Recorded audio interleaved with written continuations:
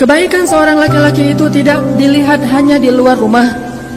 Bahkan kadang kebaikannya di luar rumah kepada tetangganya, kepada temannya, kepada sahabatnya, kepada partner bisnisnya, itu hanyalah kebaikan yang sifatnya basa-basi dan ria'an nas. Sedangkan kebaikan sejati itu terlihat di dalam rumahnya. Bagaimana dia memperlakukan orang yang berada di dalam atap rumahnya, istrinya, anaknya, pembantunya, dan orang-orang yang menjadi tanggung jawabnya. Khairukum khairukum li ahlikum.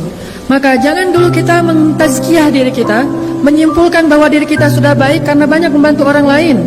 Bagaimana pendapat istri kita tentang kita? Apakah ketika istri kita menjawab dengan jujur kepada orang lain tentang suaminya, dia akan mengatakan kita adalah sebaik-baik suami? Sebagaimana seorang sahabiat menikah dengan 3 orang laki-laki yang 3-tiganya ahli surga. Dan sahabiat ini juga disebut sebagai ahli surga. Namanya Asma bintu Umais.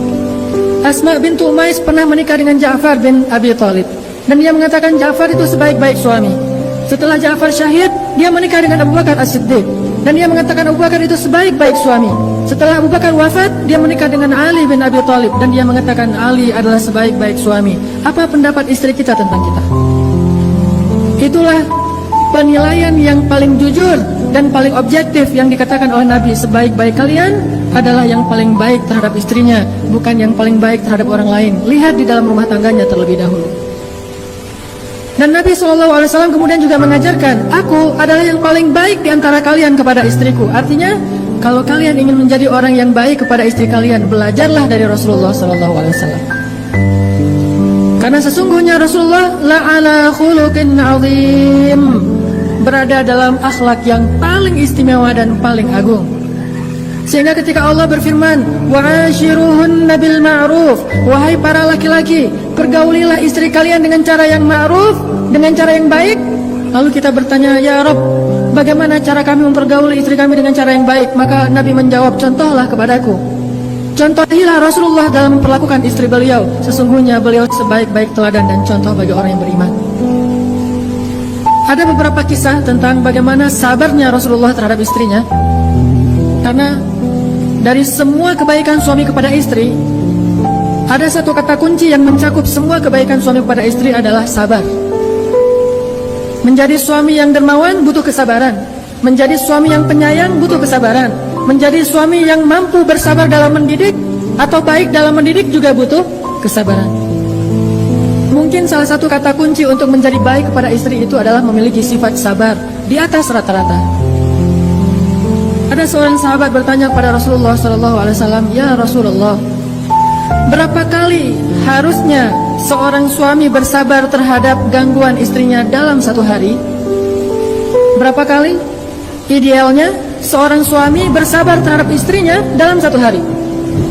Mungkin kata-kata istrinya, mungkin sikap istrinya, mungkin raut wajah istrinya, mungkin ketidaktaatan istrinya, mungkin bantahan istrinya, mungkin. Berapa kali idealnya seorang suami yang saleh, suami yang beriman, bersabar terhadap kekurangan istrinya dalam satu hari? Maka Rasulullah SAW menjawab 70 kali. Pertanyaannya, sudah berapa kali dalam sehari kita mendapatkan rasa tidak nyaman dari istri kita? Apakah kita menghitung sampai 70 kali? Seandainya belum 70 kali, maka Nabi seolah-olah mengatakan harus sabar. Ya Rasul, sudah 30 kali, sabar. Ya Rasul, sudah 40 kali, sabar. Sampai 71, maka baru kita boleh mengambil tindakan-tindakan yang diajarkan di dalam surat An-Nisa. Maka kesabaran yang baik, sabran jamila, sabar yang indah yang diajarkan di dalam Al-Quran, kalau dalam bab suami istri adalah bersabar sebanyak 70 kali dalam sehari terhadap kekurangan dan gangguan istri kepada suami. Banyak suami yang ketika istrinya sekali membuat dia tidak nyaman, dia langsung menjudge bahwa istrinya ini istri durhaka, bahwa istrinya ini tidak taat kepada suami, bahwa istrinya begini dan begitu. Dan yang lebih parah lagi, terlalu mudah mengeluarkan kalimat saya talak kamu, atau kamu pulang kepada orang tuamu, dan seterusnya. Padahal dia belum merasakan kesabaran sampai 70 kali dalam sehari. Dan tidak usah 70 kali, bahkan mungkin 10 kali pun tidak dalam sehari. Lihat bagaimana kesabaran Rasulullah SAW terhadap istrinya. Ada banyak kisah. Salah satunya kisah ketika suatu hari Aisyah ngambek kepada Rasul, marah kepada Rasul. Karena marah kepada Rasul dan tidak disebutkan dalam cerita itu kenapa marah, tapi kita husnuzon Rasulullah SAW orang yang mulia, Aisyah juga orang yang baik. mungkin ada kesalahpahaman atau cemburu. Akhirnya Aisyah marah kepada Rasul. Saking marahnya, Aisyah minta untuk diizinkan pulang ke rumah ayahnya, ke rumah Abu Bakar As-Siddiq. Dia ingin mengadukan masalahnya kepada ayahnya, yaitu Abu Bakar As-Siddiq. Kemudian Nabi mengatakan, ya Aisyah, kalau gitu saya temani malam-malam. Akhirnya Rasulullah menemani Aisyah, mengantarkan Aisyah ke rumah Abu Bakar. Sampai di rumah Abu Bakar, Rasulullah, Aisyah, Abu Bakar duduk dalam satu ruangan. Kemudian Abu Bakar bertanya, ada apa ya Rasulullah, ada apa ya Aisyah, apa yang bisa saya bantu? Aisyah dan Rasulullah diam. Kemudian Rasulullah bertanya kepada Aisyah, ya Aisyah, boleh saya ngomong lebih dulu? Bayangin seorang Rasul, seorang teladan umat ini, sebaik-baik manusia, bahkan pemimpinnya para anbiya dan Rasul, bertanya kepada istrinya, ya Aisyah, bolehkah saya ngomong lebih dulu? Bagaimana Rasulullah memuliakan istrinya? Lalu siapa kita yang merasa lebih mulia daripada Rasulullah untuk malu bertanya hal yang sama kepada istri kita? Apakah dengan melakukan itu kita akan menjadi rendah? Sesungguhnya tidaklah seseorang merendahkan dirinya karena Allah, kecuali Allah akan meninggikan derajatnya. Rasulullah bertanya, ya Aisyah, boleh saya ngomong lebih dulu? Lalu Aisyah mengatakan, boleh, dengan syarat jangan katakan kecuali kebenaran. Kata Aisyah, boleh, dengan syarat jangan katakan kecuali kebenaran. Siapa Rasulullah? Siapa orang yang dia katakan itu? Rasulullah, yang tidak pernah berkata kecuali kebenaran. Al-Amin, As-Sadiqul Masduq, orang yang benar dan dipercayai, orang yang diamanah, yang langit saja percaya kepada dia, apalagi bumi.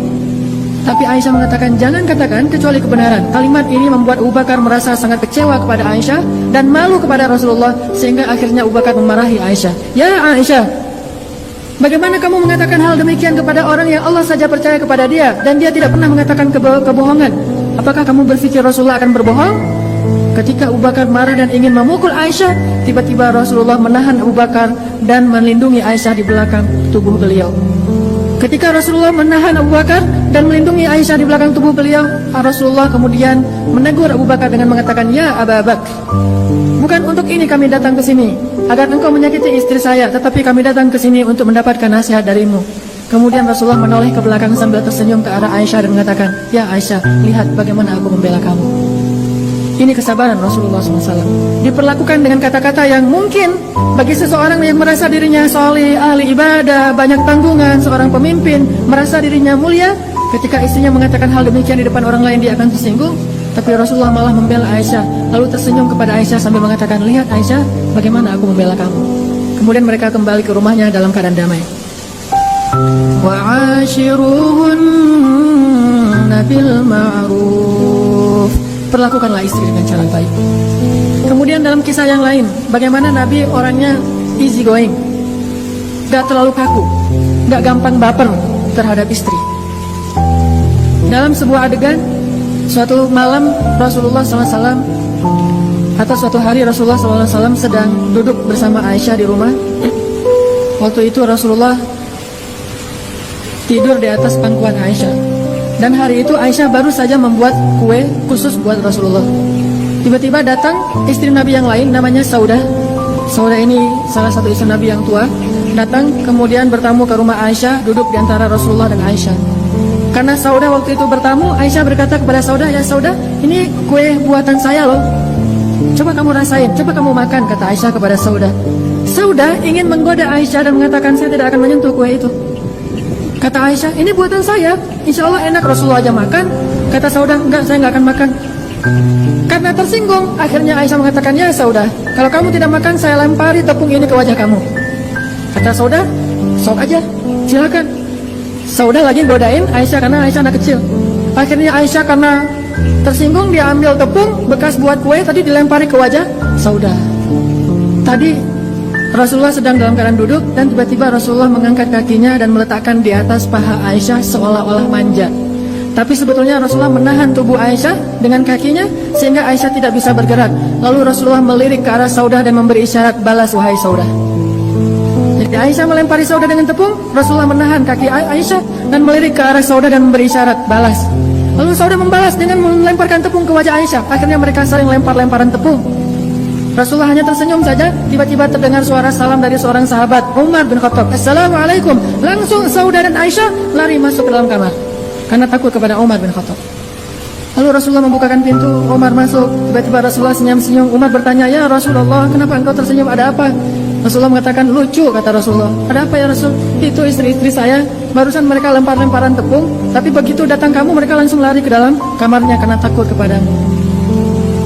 Mendengar kata-kata ini, Umar tersinggung kepada istri Nabi dan kemudian berteriak, wahai istri-istri Nabi, kalian takut kepada saya tetapi tidak takut kepada Rasulullah? Lalu istri Nabi di dalam kamarnya menjawab, ya, karena engkau seorang yang ghalidun syadid, orang yang kasar lagi keras, sedangkan Rasulullah itu orang yang halim, orang yang sangat menahan amarah dan lembut.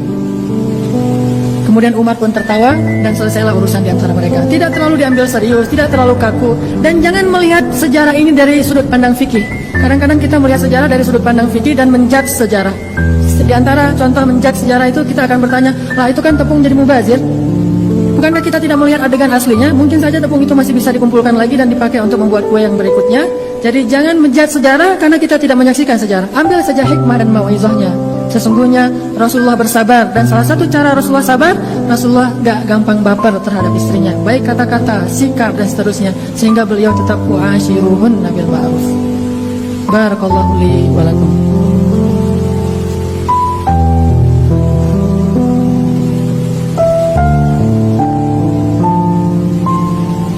Alhamdulillahirabbil alamin. Asyhadu an la ilaha illallah wahdahu la syarika lah, wa asyhadu anna Muhammadan abduhu wa rasuluhu la nabiyya ba'dah. Allahumma shalli wa sallim wa barik ala sayyidina Muhammadin wa ala alihi wa sahbihi ajma'in. Qala Allah Ta'ala fil Qur'anil Karim, wa la tansawul fadla bainakum. Allah Subhanahu wa taala berfirman di dalam surat Al-Baqarah ayat 237 tentang bab suami istri. Salah satu nasihat Allah kepada kita adalah wala tansawul fadla bainakum. Kalau kita ingin menjadi orang yang sabar dan baik kepada pasangan kita, tipsnya adalah wala tansawul fadla bainakum. Janganlah kalian melupakan kebaikan di antara kalian. Artinya, ketika kita dalam keadaan tidak nyaman, ketika kita agak merasa kecewa kepada pasangan kita, maka janganlah terlalu fokus kepada kesalahan itu. Berusaha melihat kebaikan-kebaikannya yang jauh lebih banyak selama ini. Kalaupun kita tidak suka terhadap satu hal pada diri pasangan kita, kata Allah, fa in karihtumuhunna fa'asa an takrahu syai'a fa'asa an takrahu syai'an wa yaj'alallahu fihi khairan katsira. Kalau kalian tidak suka terhadap istri kalian dalam satu hal, bisa jadi yang tidak kalian sukai itu Allah jadikan padanya kebaikan yang sangat banyak. Ini Allah yang mengatakan demikian. Mungkin kita tidak suka dalam satu hal dari istri kita karena tidak ada manusia yang sempurna. Fala tuzakku anfusakum. Jangan pernah menganggap ada manusia sempurna. Karena kadang kita berpikir, oh perempuan ini ada kesalahan di sini, saya akan cari perempuan lain yang lebih sempurna. Tidak ada perempuan yang sempurna kecuali 4 orang saja.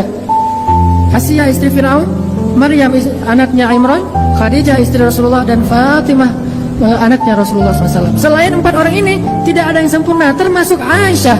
Walaupun Aisyah keistimewaannya adalah seperti garam dalam makanan, seperti bumbu dalam masakan, tetapi bukan perempuan sempurna. Begitu juga dengan pasangan kita, dia bukan perempuan sempurna. Karena kalau kita hanya melihat ketidaksempurnaannya, maka kita akan larut dalam kekecewaan dan akhirnya kita akan berputus asa dalam rumah tangga. Sehingga Allah mengatakan wala tansawul fadla bainakum. Ingat kebaikannya, ingat hal-hal yang menyenangkan dari dia, ingat hal-hal yang luar biasa pada dirinya, yang mungkin kamu tidak akan mendapatkan itu dari orang lain. Dengan demikian, insya Allah kita akan jadi orang yang sabar. Dan terakhir, satu lagi tips, kalau kita punya masalah dengan pasangan kita, nasihati diri kita, jangan mencari nasihat untuk dia. Yang paling sering adalah kalau kita punya masalah dengan pasangan kita, kita akan googling, kita akan browsing, kita akan tanya kepada seorang ustadz nasihat untuk kita sampaikan kepada pasangan kita. Ini nggak fair. Harusnya kita googling nasihat untuk diri kita sendiri.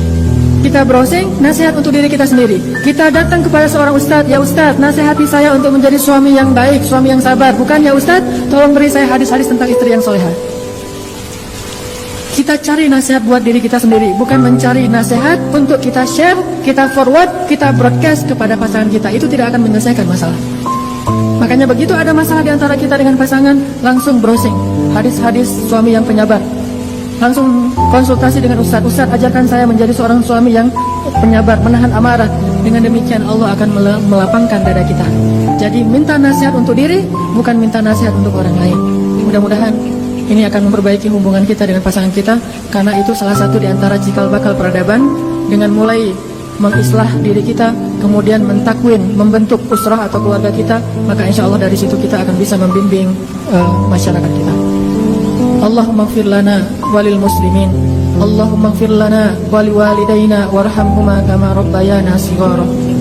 Allahumma ansuril Islam wal muslimin, Allahumma ansuril Islam wal muslimin, Allahumma ansuril mujahidin, Allahumma ansuril muslimina fi Palestin, Allahumma ansuril muslimina fi Suriah, Allahumma ansuril muslimina fil Iraq, Allahumma ansuril muslimina fi Myanmar, Allahumma ansuril muslimina fi Turkiya, Allahumma ansuril muslimina fi Mesir.